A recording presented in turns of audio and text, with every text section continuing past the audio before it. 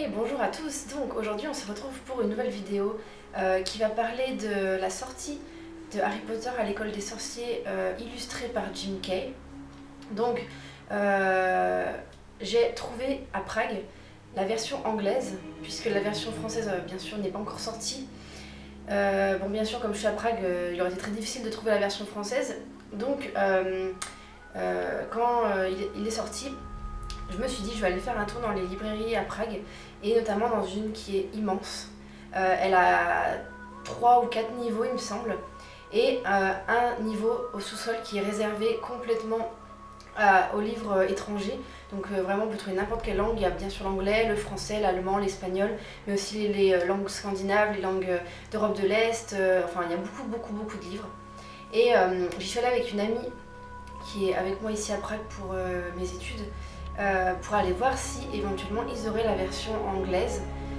Et donc on allait voir et effectivement il y avait un exemplaire, il y en avait un seul, donc j'étais absolument ravie puisque je pense qu'ils en avaient qu'un. Le livre venait de sortir, donc ils ont dû juste commander une version et donc du coup je l'ai prise. Alors je l'ai payé 990 couronnes tchèques, donc c'est à peu près 36-37 €. Donc c'est le prix en fait, le prix à peu près qu'on aura en France. Alors il me semble qu'en France il va être à 39 €, un peu plus élevé.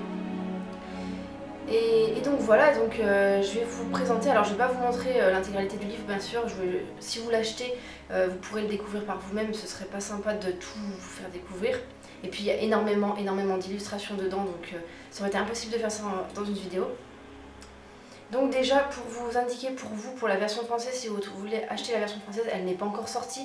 Elle sort le 22 octobre en France et donc au prix de 39 € et elle est éditée par Gallimard. La version anglaise, donc la version anglaise, la voici. Donc en fait c'est vraiment un grand livre. Quand je voyais tous les articles pour ce livre, je ne savais pas du tout quelle taille il allait faire, donc je pensais qu'il était plus petit. Et c'est vrai que finalement, quand on voit ce livre et son contenu à l'intérieur, je peux vous dire que son prix est largement mérité et voire même, il pourrait même être plus cher à mes yeux parce qu'il est magnifique ce livre. Donc il est haut comme ceci, au niveau de l'épaisseur comme ceci. Donc dans ce livre il y a 250 pages environ. Et donc sur chacune des pages vous avez au moins une illustration et elles sont vraiment splendides. Donc déjà au niveau de la version anglaise, donc la version anglaise est éditée par Bloomsbury bien sûr. Et donc ici vous avez le Poudlard Express, derrière vous avez aussi l'autre partie, donc en fait c'est une couverture qui fait le tour du livre. Donc derrière vous avez des chouettes, toujours sur la voie 9/3. Voilà. Donc sur la tranche, elle est faite comme ceci. Donc vous avez marqué Harry Potter and the Philosopher's Stone avec mentionné que c'est illustré par Jim Kay. Donc ensuite si l'on retire la couverture, la couverture en papier, donc elle se présente comme ceci.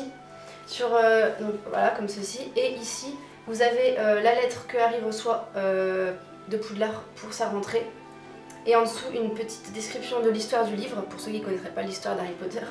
Et une brève description de Jim Kay pour dire qu'il a remporté un prix et qu'il a été choisi pour illustrer le livre. Et de l'autre côté vous avez une plus longue description donc, et présentation de Joanne Rowling et en dessous de Jim Kay. Voilà, et donc quand on retire la couverture, dessous le livre est tout rouge et il n'y a rien écrit dessus à part sur la tranche. Pareil, vous avez marqué Harry Potter and the Philosopher's Stone, illustré par Jim Kay, et derrière vous n'avez rien non plus. Donc pour ce qui est de l'intérieur du livre, je vais juste vous présenter quelques parties importantes du livre, pas le contenu, je vais juste vous présenter quelques illustrations qui pour moi sont très belles. Et comme ça vous pourrez vous faire une idée un petit peu de comment c'est à l'intérieur et puis peut-être vous l'acheter quand il sortira en France. Donc déjà pour ce qui est du début du livre, quand on l'ouvre, on a une illustration de Poudlard. Donc ici on peut voir la grande salle. Et à la fin du livre, c'est exactement pareil, c'est Poudlard vu d'un autre point de vue en fait. Et ici vous avez le pont qu'on retrouve un peu dans le même esprit qu'on a pu le découvrir dans les films. Donc ensuite, quand on ouvre ensuite les pages suivantes, on peut donc découvrir la présentation du livre, donc Harry Potter and the Philosopher's Stone. Et ici, vous avez une illustration de Harry avec ses bagages. Notamment, je pense qu'il est sur la voie 9 3/4, mais bon, ça on ne peut pas savoir. Donc vous avez une illustration ici. Et donc ensuite, vous avez les crédits ici. Donc pareil, on peut découvrir un petit choix-peau magique ici. Ici, je pense que c'est Croque-Dur, puisque c'est un chien.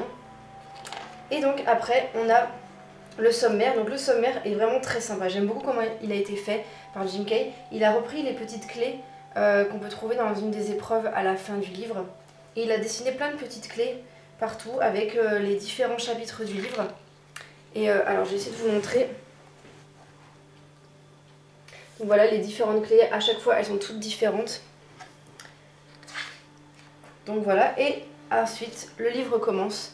Donc le livre commence avec, bien sûr, quand Harry est chez les Dursley, donc on commence avec des magnifiques portraits de Dudley et de la famille Dursley. Donc je vais pas vous continuer comme ça le livre, je vais juste en trouver quelques-unes et vous montrer à quoi ça ressemble. Alors la première des illustrations que je vais vous montrer, c'est celle-ci. Celle-ci, peut-être que vous l'avez déjà vue, je me souviens pas si elle avait sorti dans les photos... dans les dessins qui avaient été présentés avant que le livre sorte. C'est Edwige.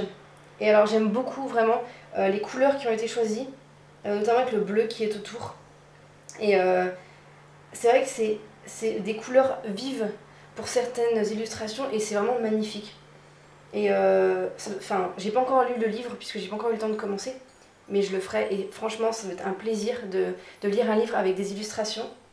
Et puis pour Harry Potter, c'est vraiment une première expérience parce qu'il n'y a jamais eu de livre Harry Potter illustré. Donc ça va être tout nouveau pour nous tous. Et donc, seconde illustration que je voulais vous montrer, c'est le chemin de traverse. Alors le chemin de traverse, lui, il était sorti. Et donc, j'aime beaucoup comment ça a été fait. Un peu un joyeux bordel en fait. C'est tout désordonné, mais c'est aussi très sympa. Chaque boutique est vraiment différente quand on peut regarder.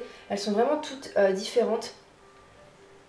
Et toujours avec des couleurs. Alors là c'est plus foncé comme couleur et plus sombre, mais toujours assez vif quand même.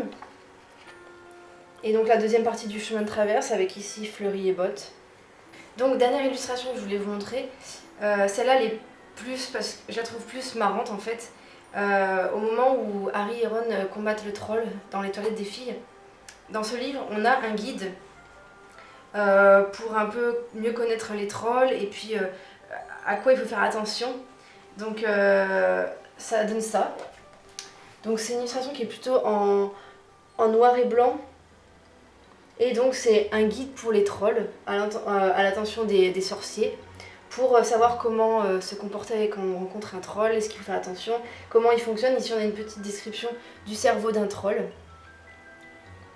Donc j'ai trouvé ça vraiment marrant parce que là par contre c'est un contenu en plus qui a été fait de toutes pièces par Jim Kay, je pense par contre sur conseil de Joanne Rowling.